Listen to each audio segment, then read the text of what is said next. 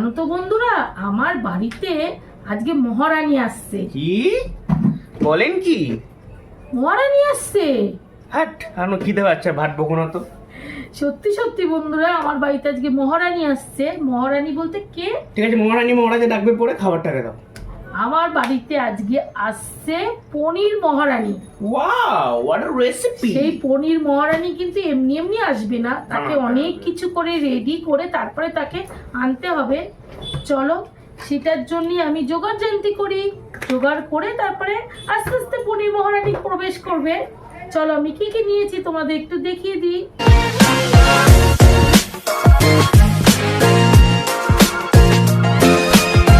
পনির মহারানী করতে গিয়ে আমি নিয়ে নিয়েছি এখানে 500 গ্রাম পনির।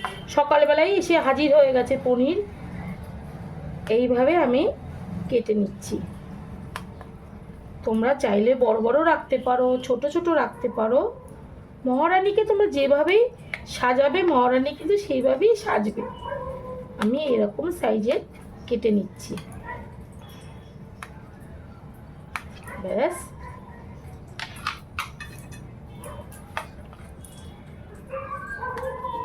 মহারানী করার জন্যে পনির কিন্তু তোমরা আনবে ক্রিম। ক্রিম ছাড়া একদমই ভালো লাগবে না। আমি এখানে ক্রিম পনিরই নিয়েছি। বেশ, কাটা হয়ে গেল। এই দেখো, এই সাইজের আমি পনিরগুলোকে কেটে নিলাম। এবার পনির মহারানী করতে আমি নিয়ে নিয়েছি এখানে কাজু আর পোস্ত নিয়েছি, টক দই, এখানে আছে কাঁচা লঙ্কা, আদা আর দুটো তেজপাতা। এটা ফোড়নে লাগবে, আরও বাকি অনেক কিছুই লাগবে। এখানে যা যা আছে তোমাদের একটু দেখিয়ে দিচ্ছি। আমি নিয়ে নেব একটু 1 চামচ মতো জিরে গুঁড়ো, 1 চামচ মতো ধনে গুঁড়ো আর কাশ্মীরি লঙ্কার গুঁড়ো। চলো, আগে এখানে কাজু, পোস্ত, কাঁচা লঙ্কা, আদা সমস্ত কিছু একটা স্মুথ পেস্ট করে নিই। তার মধ্যে জিরের গুঁড়ো আর ধনের গুঁড়ো দেওয়া যেতে পারে। সব কিছু একবারে আমি দিয়ে দিচ্ছি। এই দেখো, এইভাবে একটা স্মুথ পেস্ট করে নিয়েছি। এবার পনিরগুলোকে একটু লবণ, সামান্য একটু লবণ আর একটু কাশ্মীরি লঙ্কা আর এমনি ঝাল লঙ্কা অল্প অল্প করে আমি দিয়ে দিচ্ছি। সামান্য একটু ঝাল লঙ্কা দিলাম। এবার দিয়ে দেবো একটু কাশ্মীরি লঙ্কা দিয়ে ভালো করে মেখে নেব, যাতে পনিরের মধ্যে নুনটাও ঢুকে একটু ঝালটাও ঢুকে যায়। এইভাবে সুন্দর করে মেখে নেব। নিয়ে 10 মিনিট পনিরটা রেখে দিতে হবে।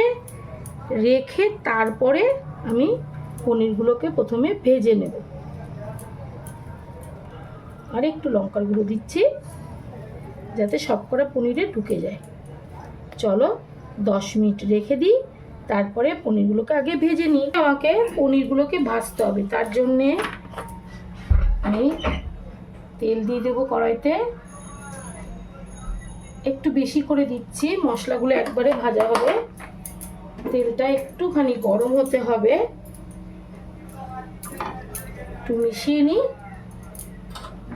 আর এই দেখো, একদম সেট করে নিয়েছি 5 মিনিট। এই জন্যই আমি রেখেছি যাতে মশলাগুলো ভালো করে ঢুকে যায়। একটা একটা করে আমি দিয়ে দিচ্ছি।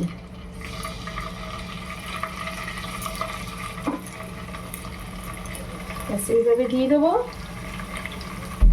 এই রান্নায় কিন্তু আলু যাবে না, শুধু পনির দিয়েই হবে।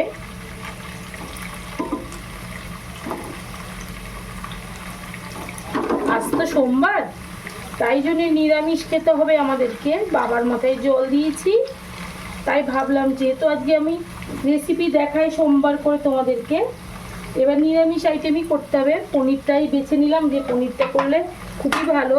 তোমরাও দেখে শিখতে পারবে, আমাদেরও খাওয়া হয়ে যাবে। পনিরগুলোকে সুন্দর করে ভাজতে হবে প্রথমে। এইভাবে উল্টে পাল্টে সুন্দর করে ভেজে নিতে হবে।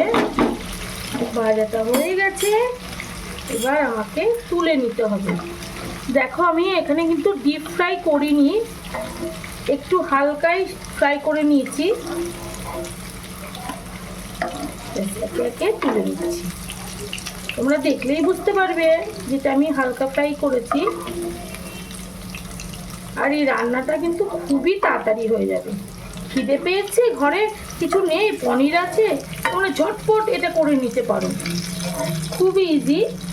আচ্ছা, এর মধ্যে এখন চলে যাবে দুটো তেজপাতা। তেজপাতা তো সরে গেছিলো, দূরে ছিল, নিয়ে চলে এসেছি। তেজপাতা দিয়ে দিচ্ছি। আর চলে যাবে গরম মশলা। সবই তোমরা আন্দাজ মতোই দেবে। একটুখানি নাড়াচাড়া করে নিলাম। এবার এর মধ্যে চলে যাবে এই যে মশলা পেস্টটা। ওই যে তোমাদের বললাম খুবই ইজি রান্নাটা, খুব তাড়াতাড়ি হয়ে যাবে। এই মশলার বাটিটা ধুয়ে একটু আমি জল দিয়ে দেবো, একটু ঝাঁকিয়ে নিচ্ছি।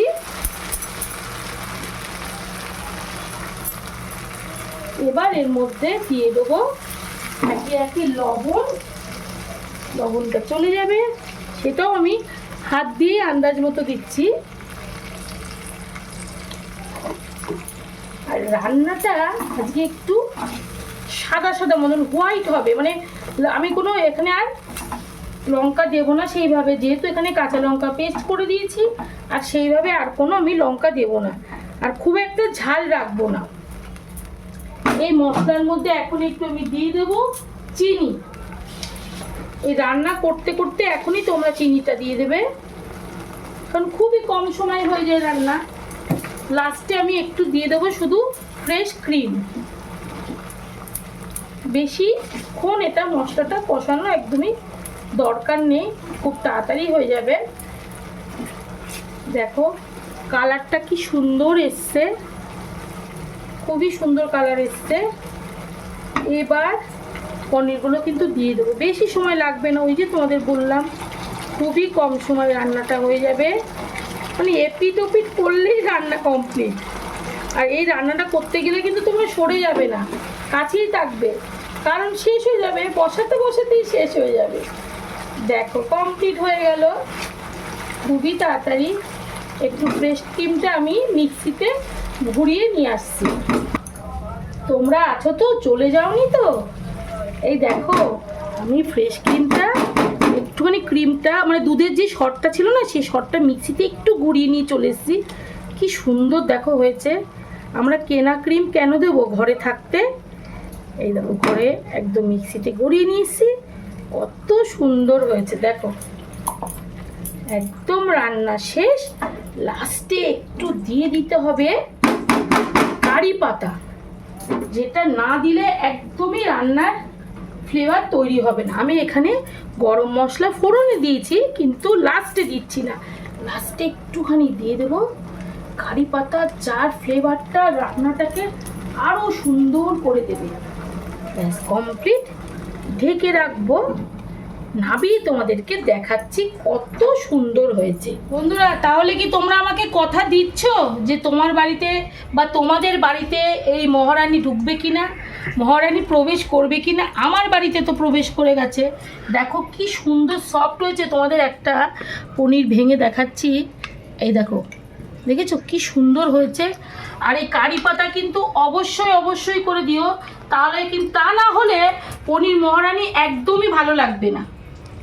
মহারানীকে আনতে হলে কারি পাতা দিতেই হবে। একটা ইউনিক রান্না, তোমাদের ভীষণই ভালো লাগবে।